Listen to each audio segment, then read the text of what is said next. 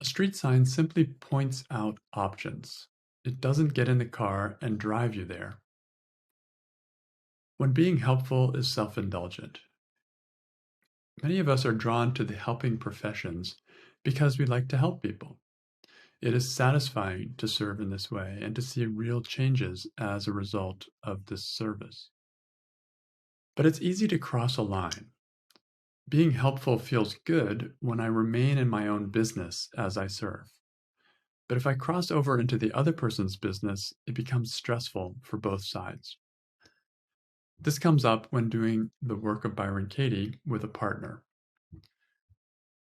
It's helpful to be there for someone when they're stressed, to listen with compassion, and to ask them the 4 questions and turnarounds of the work of Byron Katie.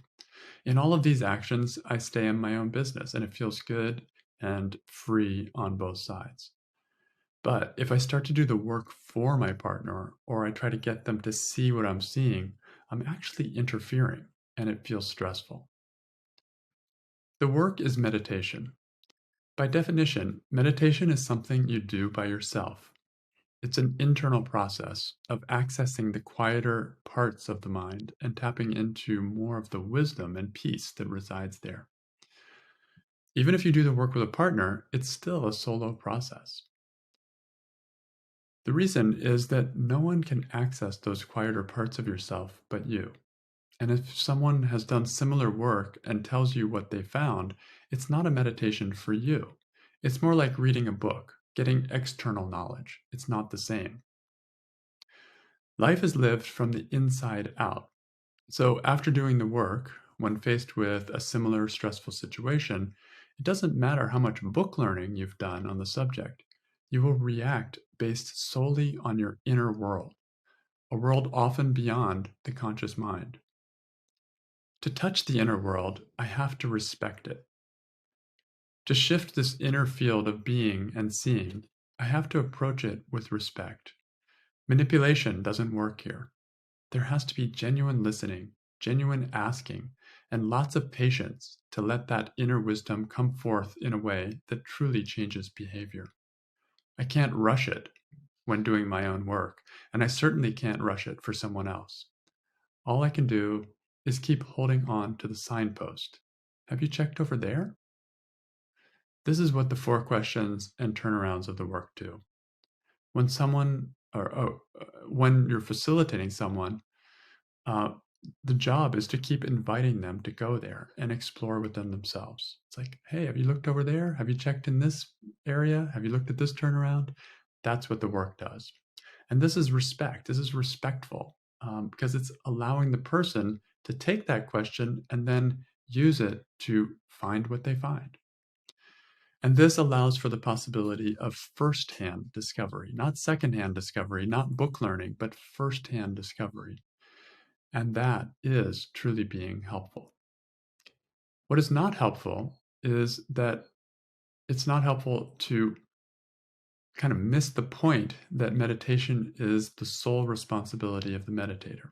When I forget that, I barge in to kind of save the day. And it ends up sounding like teaching or pushing or pontificating, even. It's like when someone is reading a good book or watching a good show.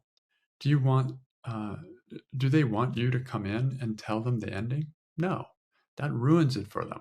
And it would be purely self-indulgent if I did that. It's not helpful at all. They want to go through the whole thing themselves and discover on their own the same ending that you want to describe to them. That's when it touches them. That's when it's theirs. That's when it's coming more from inside. That's when it's experiential rather than just intellectual. It matters not what the insight is in doing the work, but how it's discovered. Anything other than allowing the person to discover their own insights is kind of a form of interrupting their meditation. One exception.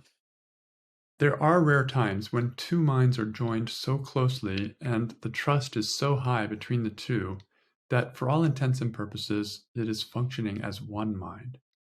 You see this frequently with people doing the work of Byron Katie. Because of that huge amount of mutual respect and trust, it matters less who discovers what. One person's discovery is also the discovery of the other. In this case, interruptions are not really interruptions. It's a special kind of free flow, and it touches both hearts simultaneously and equally deeply. This too is meditation, but it is the exception, not the rule.